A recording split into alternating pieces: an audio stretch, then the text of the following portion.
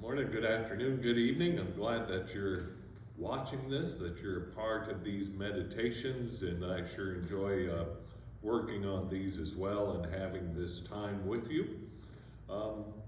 Before we get to our meditation, just one announcement.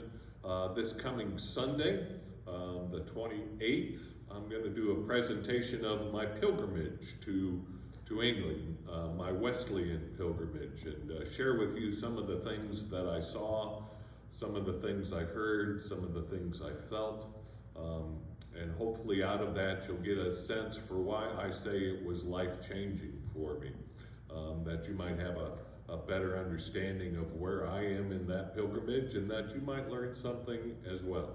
So that again is this Sunday at 10:15 or shortly after our 9 o'clock worship service, and it'll be downstairs in Fellowship Hall.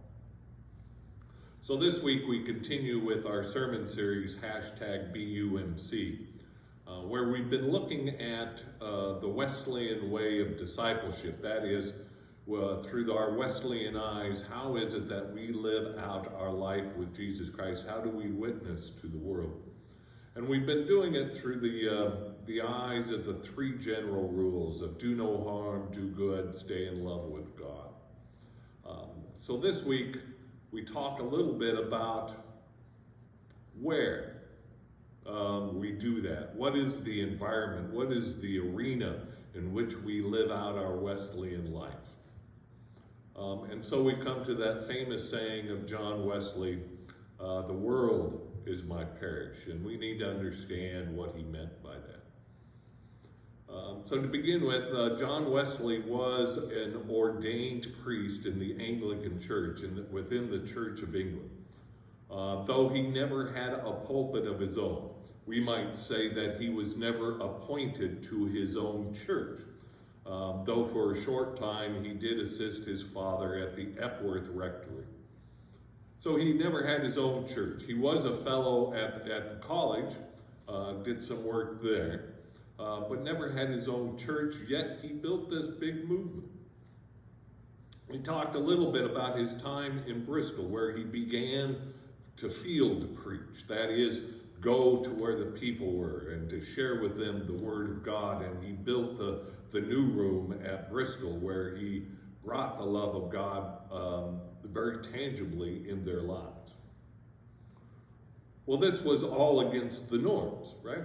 A good church waits for the people to come to them, and they preach out of a pulpit that they have authority to preach out of. So Wesley certainly had his distractors and his critics. And famously, one time when he was in Bristol, someone questioned him. How is it that you can come here and preach when you do not yourself have a pulpit to do it? Okay? He was accused of crossing parish lines and taking over somebody else's territory. Well, Wesley famously responded, I look upon the world as my parish. Now we need to understand here that within that statement, the world as my parish, John Wesley is not claiming any authority. He's only accepting responsibility.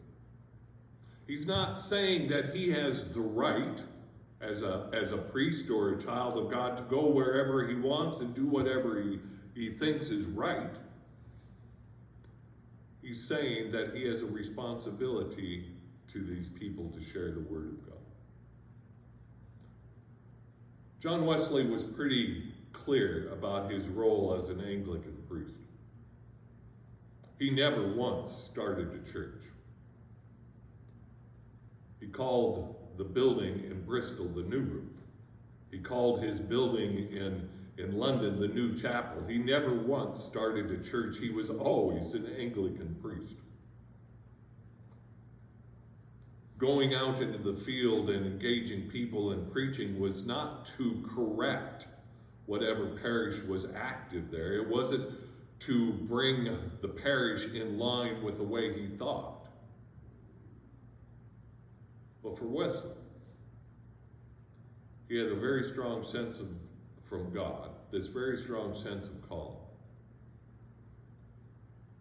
share, to give to the people of God what God has given him. He was accepting responsibility for his baptismal identity.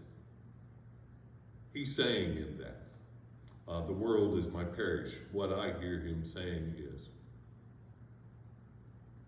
this world is so full of broken people. This world is full of people wandering the wrong paths. This world is full of people who long and hunger and thirst for something more. And God calls me to share with them. That's what he means by the world as his parish. That he and us, as a United Methodist Church, we have responsibility through our baptismal identity to share with others. Now, we are going to be pretty clear about not trespassing on somebody else's parish or somebody else's church. We're not out there to correct any dogma or any ism. But for those who hunger and thirst, we are called to be there for them. For those who are longing for a sanctuary, we are called to be there for them. For those who are longing for a path to follow, we are there to be that path, that guide, that leader for them. As a United Methodist Church, the world is indeed our parish. That we are called to reach out more than just what shows up in our sanctuary. We're called to reach out to more than just those who show up for Bible study and dinners. That no matter where we are and what we're doing, we are always a child of God who is called to help pastor those who are lost, those who find themselves the least, and those who think themselves the last. The world is our parish. That's the arena in which we work. Look forward to seeing you this week, and may you have peace.